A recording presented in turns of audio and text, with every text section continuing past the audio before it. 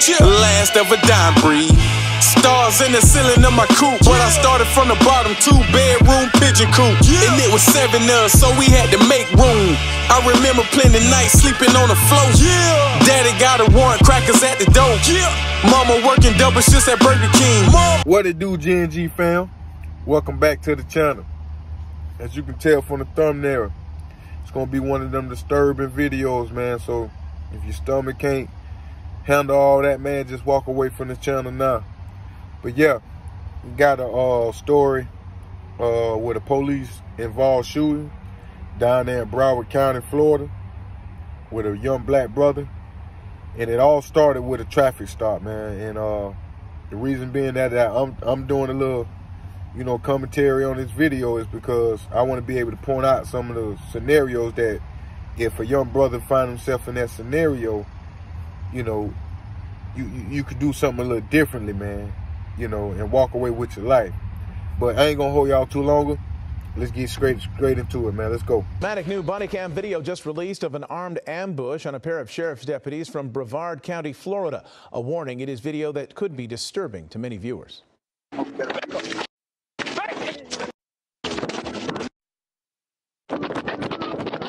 Bullets fly when a pair of Florida deputies are suddenly ambushed. It all started with a traffic stop. Deputy Tyler Toman talking to a woman while another person rests against the trunk of the sedan.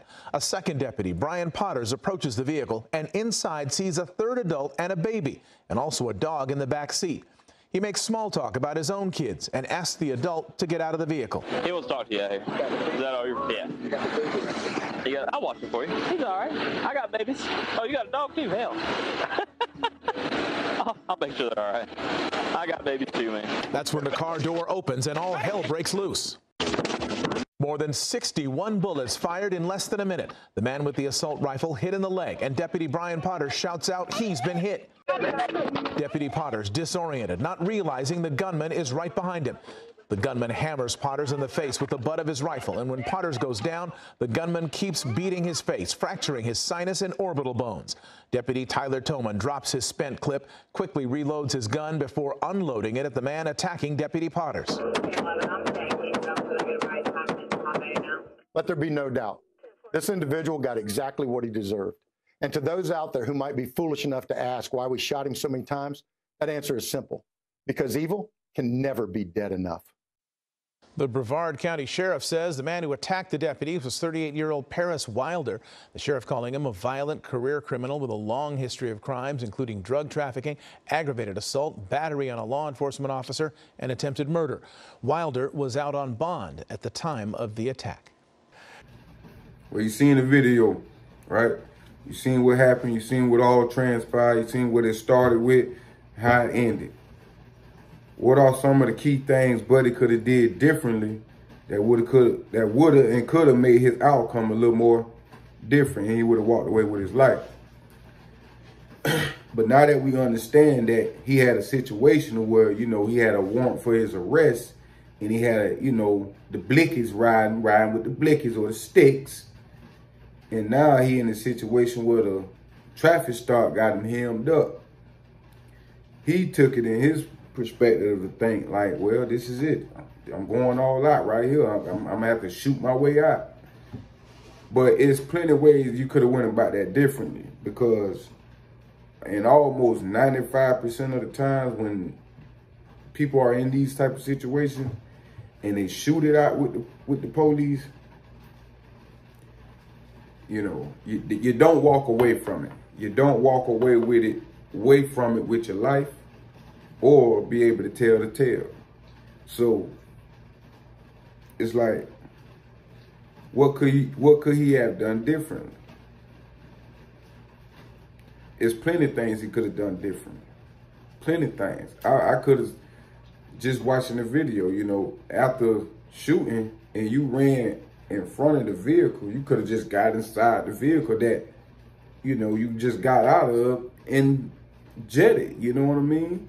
Or you was already running on the side of the police car coming around to the back of them. You could have jumped in the police car and jetted. You see what I'm saying? But in the heat of the moment, he came around He hit the guy in the back of the head, which was in a sense, it was a, you know, pretty swift, little quick move he did, you know what I mean? It just, he couldn't capitalize on keep defending off the other person also, which was the officer who, you know, put the nail in the coffin for him. You know, you seen what happened. You know, he did the reload and reload, empty and reload, empty and reload, yeah, and put it on him, you know. But, you know, sending prayers to his family, man. I just want to touch on the subject because it's plenty of other guys, young guys out there that will find themselves in these type of predicaments. Avoid those type of situations coming about, man. You know what I mean? I mean in the actual shooting or the police involved shooting part. You know what I'm saying? That's what I'm saying. Like, what's the worst case scenario? You get caught with the gun. You already facing a situation where it's possibly gonna give you some time. So now you rather shoot it out with the guy and take the risk of you getting killed and shot. On top of that, you're gonna catch different type of charges versus you just getting caught with the weapon. You see what I'm saying? So, but hey, everybody do things a little differently, man. Everybody think a little differently. But those are some of the things I think he could have done differently. You know, if he would have really been thinking while he was in the motion of what he was doing. You could tell he was thinking. It just, like I say, he couldn't defend off that extra officer. Not defending Buddy, not defending neither part. I'm just analyzing both sides of the spectrum and seeing where, you know, if you were a guy in his predicament, you could have done something differently. Now, what the officer did, hey, the officer was using his mind, what he was trained to do. You know, the suspect is no longer in front of me. That's what the one officer got caught on and stuck on. The suspect is still in, he thinking the suspect is still in front of the car. So he's still shooting at the car and just don't know. Buddy done came up from behind him and done clocked him in the head and done started hitting him. Buddy done ran out of bullets. See, Buddy had that stick and he just letting go. By the time he was coming around, he done ran out of bullets. What those officers knew and understood was they was trained to understand that he most likely about out of bullets. And when that second officer seen him come around and hit the first officer who fell on the ground and he was buttoning with the gun, when he seen that, he knew he was out of bullets. He was even out of bullets.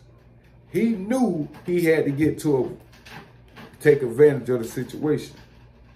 The officer was equipped to reload, cop back, and then he put the nail in the coffin for him.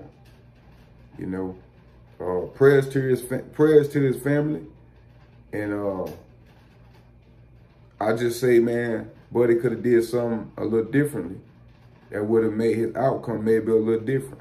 Who knows? But that's my take on it, man. Y'all get down that, hit that like button, hit that subscribe button, hit that comment section and tell me what you feel he could have done differently, man. But until the next time, you already know, stay tuned. Last of a dime breed. Stars in the ceiling of my coupe, but I started from the bottom, 2-bedroom pigeon coop. And it was 7 of us, so we had to make room. I remember plenty nights sleeping on the floor. Daddy got a warrant, crackers at the door. Mama working double shifts at Burger King.